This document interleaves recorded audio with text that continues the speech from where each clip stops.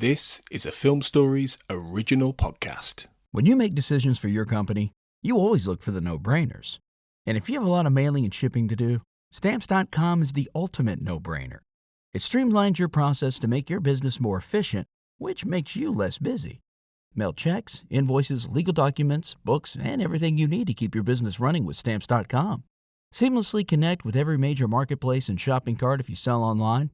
Schedule package pickups through the dashboard and automatically see your cheapest and fastest shipping options from different carriers, with rates up to 89% off USPS and UPS rates. And with the Stamps.com mobile app, you can take care of mailing and shipping wherever you are, even on the go. Make the same no-brainer decision as over 1 million other business decision makers with Stamps.com. Sign up at Stamps.com with code PROGRAM for a special offer that includes a 4-week trial, plus free postage and a free digital scale. No long-term commitments or contracts. That's Stamps.com, code PROGRAM. We made this.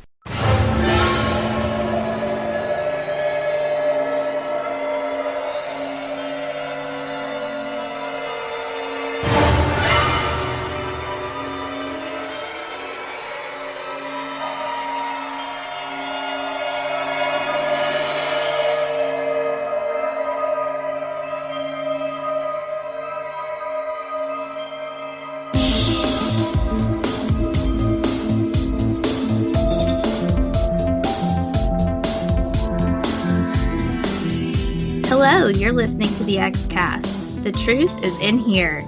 I'm Sarah Blair, and this is our special coverage of minute 23 of the X-Files Fight the Future.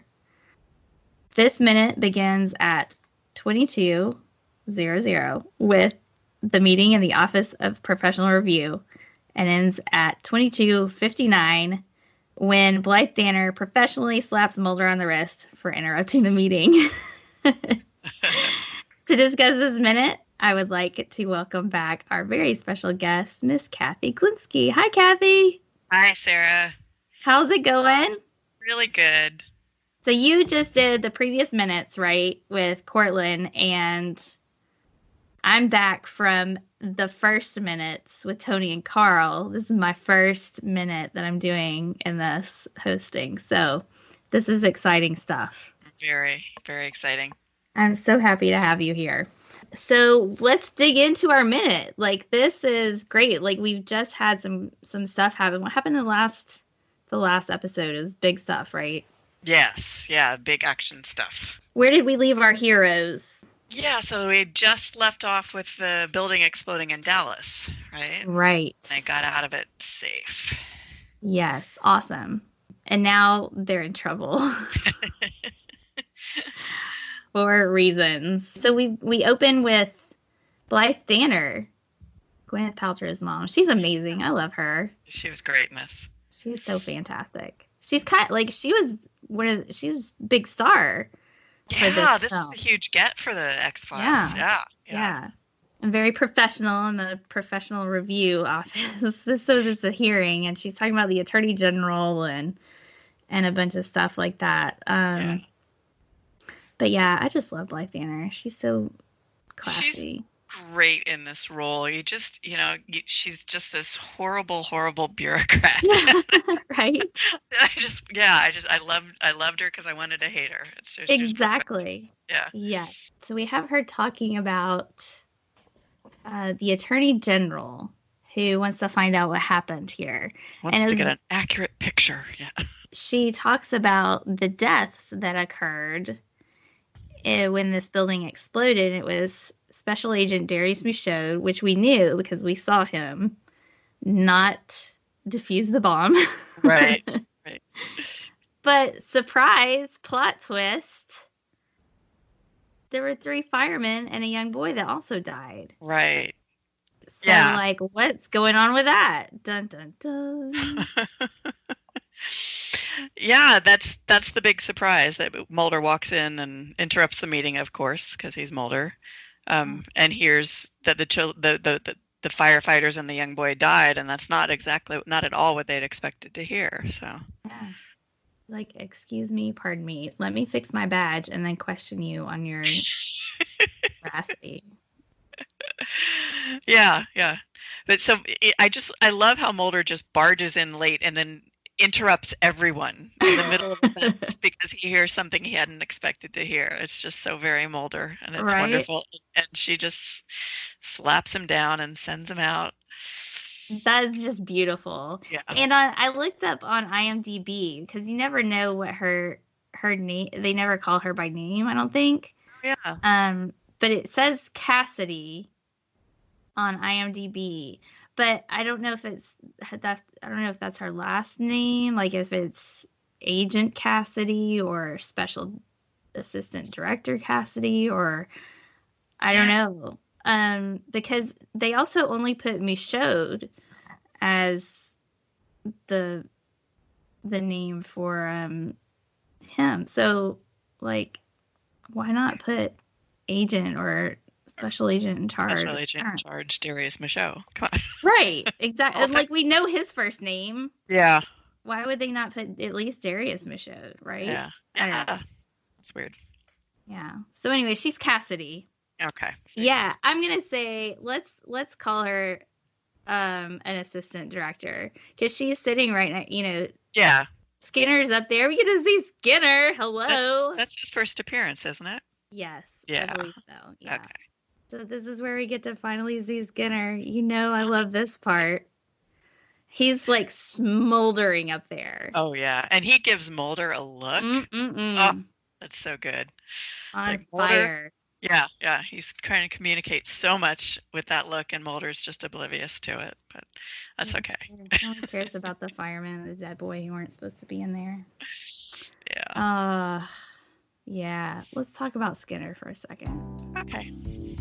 I mean, everybody who listens to this podcast knows Skinner's my favorite. Yeah.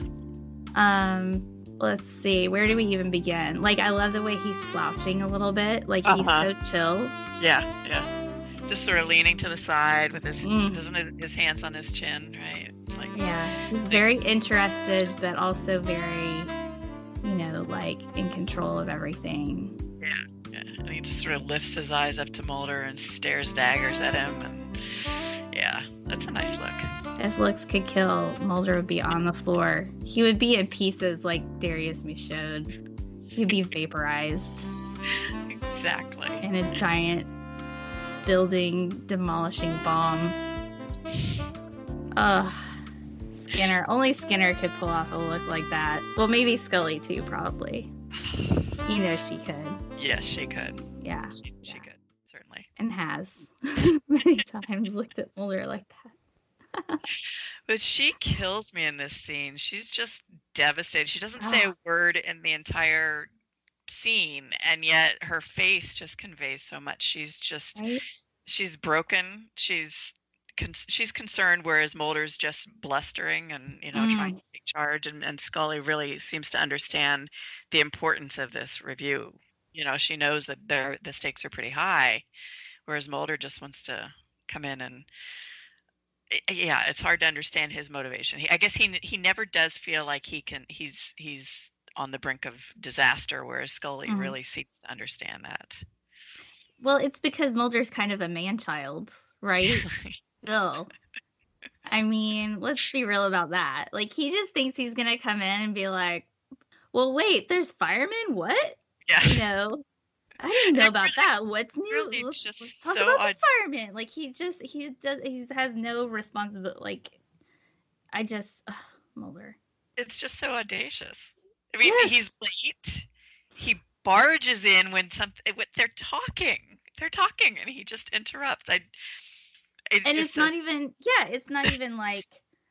not even like a little quiet open the door and sort of like slip in and let it close quietly and like tiptoe in and like very cautiously sit down. He just is all like like a bull in a china shop, like coming in. It's like so rude. Mulder, have some manners. Yeah. No wonder Scully. I wonder if she's like a little bit embarrassed. Like, yeah. She's got to be. I mean, I think, Mulder. for the past 5 years, she's been just a little bit embarrassed, Yeah. Poor Scully. Like she was like she says she's looking forward to this assignment with Mulder back in the pilot.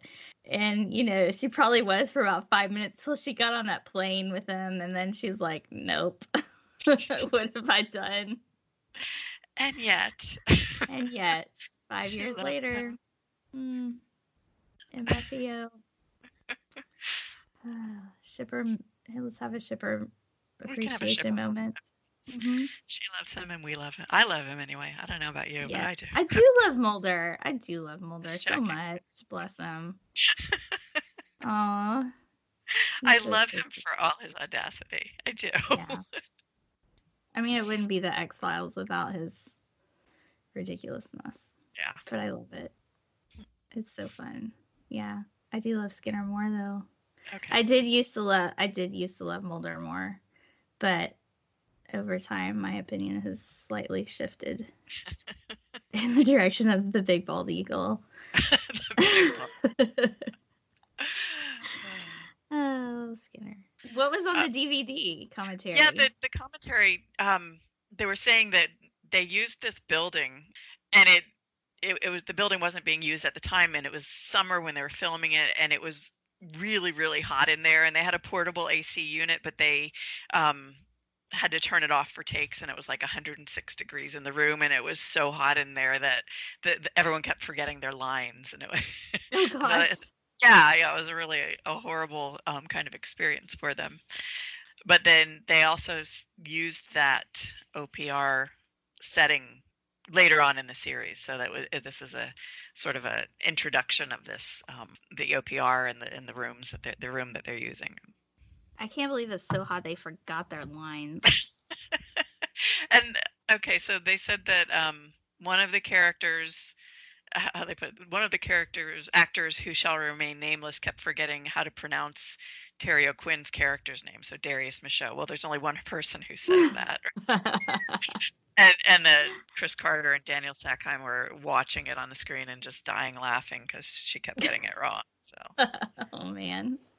It must have been pretty hot. It did look uncomfortable, don't you think? I mean, they're all just hot and bothered and upset. And, yeah. Well, Mitch Pledgey in the room probably like raised the temperature about 20 degrees. At least. With that fiery gaze of his. Yes, definitely. Yeah. No wonder Mulder left and rolled up his sleeves. Oh, yes. But that's the next episode. Oh, we can't talk about that yet. No, this minute ends with him sitting in the hallway, eating sunflower seeds. His sleeves are rolled up, and then the minute ends. So, yeah. We got everything we need out of that minute, don't you think? Yeah. We've got Skinner's bald head, his smoldering glance. We've got Scully and her, devastated look, and we got Mulder's rolled sleeves. Yep. That's a lot in 1 minute. It is. That's jam-packed. Well, let's talk about. We've got this.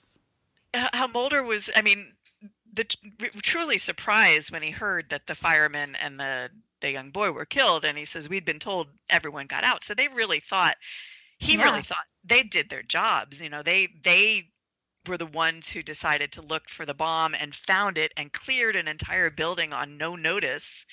And so he was genuinely surprised to hear that anyone had died. And so that was a really, really interesting turn of events for him and for us as the viewers of the movie too, because we didn't know at that point.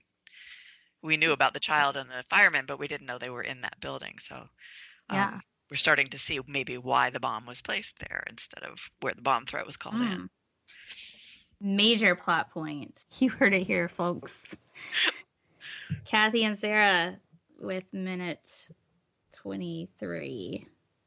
And the big plot twist of the movie. Can you believe this is only 20 minutes in? Holy buckets. Yeah. That's and the first 12 minutes of the movie seemed like, wait, what is this movie about? Because we hadn't even seen our heroes yet, which was pretty daring. Indeed. So we're back at the FBI building. We've got some hallway stuff coming up, but not the kind of hallway stuff that comes up later. There's no bees in this hallway scene. Well, it's there. We just don't see it yet. Is it? No, it's not there yet. I'm sorry. Not yet. Sorry, not wrong one. It's the next That's time. later. Cortlan and I are going to be talking about that later. Okay. But let's not get too ahead of ourselves because we've got 3 more minutes coming up, folks. So we will be back with minute 24 of the X-Files Fight the Future Minute podcast. It's going to be fun. We've got sunflower seeds, more Skinner, and throwing some blame around. So we're going to talk about that next time. And Cathy, where can we find you online?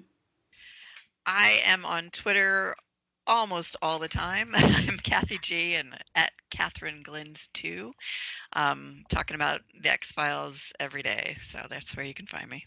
Excellent. It's our favorite thing to talk about, isn't it? You can find me at Sarah L. Blair on Twitter and on Instagram at author.sarah.blair. So we'll see you next time on minute 24. This was minute 23. We've got minute 24 coming up. All right, friends. Join us next time. And until then, trust no one. Previously on the We Made This Network. By Projection Light. No Orchids for Miss Blandish has an interesting history, to say the least. Upon its release in 1948, critics and audiences were scandalized by the subject matter, most notably the relatively graphic violence and open portrayals of sexuality. A bartender is smashed in the face with a glass jug, a man is beaten to death, and another 2 are shot in the space of about 15 minutes. As to portrayals of sex, there's a scene between Jack LaRue and Linda Travers, who play Slim and Miss Blandish respectively, where LaRue slides his hand into Travers' cloth robe and cups her breast. Unsurprisingly, where the film wasn't banned, it smashed box office records. Don't say the C word. If you go and see like a polar bear or a grizzly bear in a zoo, you tend to see them do something, whereas the pandas were just sitting there being cute. Have you ever seen The Sopranos? No, actually. Maybe I should do that during lockdown. You should. One, it's the best TV show ever made, but also pandas are kind of like a lot of the characters in The Sopranos, because they just spend most of that show sat there doing nout and eating, but it's still somehow amazing. That's pandas. If I were to see them, I don't want to see them through bars or through glass. I want to get in there with them. This is a genuine question, I don't know. Would a panda maul the fuck out of you, or would it be... Well, no, not me, but you, absolutely. Right, so obviously I'd be behaving like an idiot. Is there a way to stop a panda mauling you? Punch it in the face, really hard. Don't punch a panda. Make it so. And either way, we don't really know exactly where Saru is, but we know Landry is with Lorca 100%. And so then that even creates a larger disconnect for Burnham, that she's coming on the ship where people are loyal. And so she really is the outsider. We get a little dissonance with Stamets because he's like, well, this is science, and doesn't want to be involved in the war per se. But we get that Burnham is this complete outsider on every turn that she makes. And I think Landry's important with that because she is so devoted and loyal to Lorca. Check out all of these shows and more on the We Made This podcast network.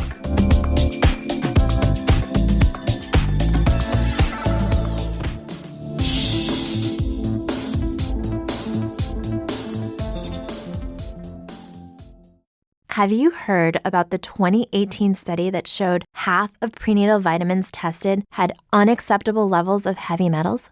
No? Well, now you have. I'm Kat, mother of 3 and founder of Ritual, the company making traceability the new standard in the supplement industry. I remember staring at my prenatal vitamins and finding all these things I was trying to avoid. High amounts of heavy metals, synthetic colorants, and unnecessary ingredients. So, at 4 months pregnant, I quit my job and started Ritual because I believe that all women deserve to know what they're putting in their bodies and why. I'm so proud of our prenatal vitamin. The ingredients are 100% traceable, it's third-party tested for microbes and heavy metals, and recently received the Purity Award from the Clean Label Project. You see, we trace like a mother because, let's be honest, no one cares quite like a mother. But don't just take my word for it. Trace for yourself with 25% off at ritual.com/prenatal.